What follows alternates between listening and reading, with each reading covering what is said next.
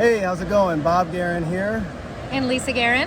We are Head and Heart Space. We are at beautiful Silver Falls, you can see right here. Silver Falls in Oregon, and just being out in nature is something that we absolutely love and live for. And being here got me thinking of some things. It allows me to really disconnect my mind.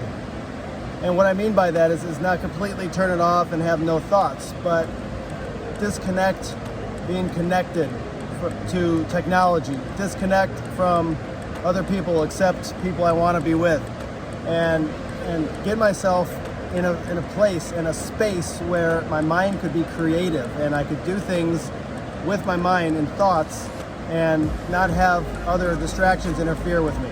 Being in beautiful places like this, nature, allows my mind to have the space to get creative and really think about things that I normally wouldn't think about because I get distracted. I get pinged on my phone, text messages, emails, and social media. But out here, there's none of that. And I actually have my phone in airplane mode. And it allows me to really focus on being a true minimalist, to remove all the distractions and the excess. And I embrace and love minimalism. I still have a few things that I probably need to purge and get rid of, but I truly live my life as a minimalist with just what is effective and necessary for me to exist each day.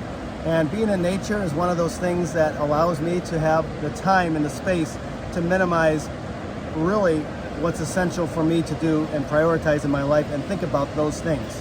Do you have any thoughts like that, experiences like that? Yes, I do.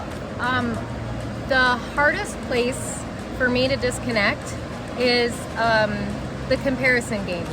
And that's often where we get caught in with social media. It's not even something that at first we're conscious of. We just think we're engaging or liking or commenting.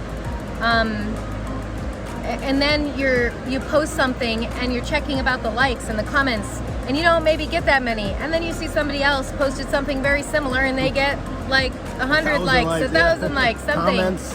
And it can be really disheartening. And so for me to disconnect from that social media platform, there's some really good things to social media. Nothing against it. I have loved being able to stay in contact with people from all over the world that we've met. But there are some negative sides. And so it's so important to take that time to disconnect, give yourself that white space like Bob was talking about, and just kind of clear our thoughts so that we can move forward in the next thing, whatever that next path is, whatever that next step is. You can't be focused on where you're supposed to go if you're too busy looking around at everything else. And it's just cluttering your mind. So, yeah. Yeah, and sometimes doing this is challenging. Living my day-to-day where I don't get out in nature like this, look at these beautiful falls. I mean, it's gorgeous. Being here is essential for my growth and our growth together, just to have this time. But everyday life with all those distractions that I already mentioned, it is difficult.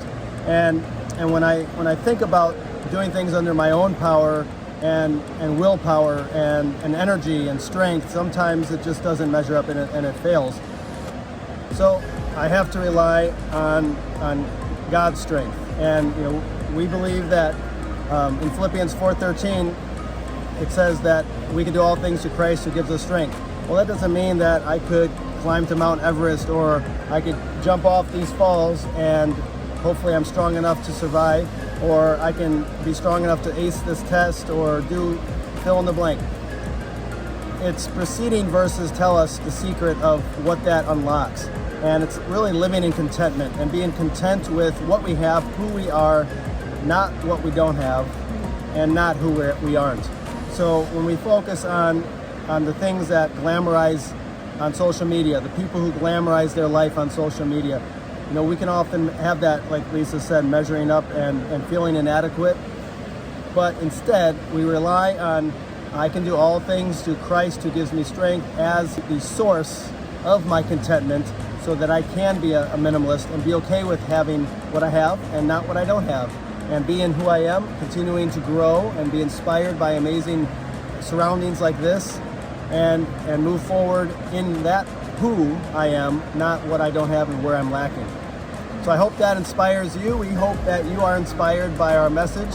Leave a comment letting us know what places that you like to explore inspire you, and share your thoughts on that.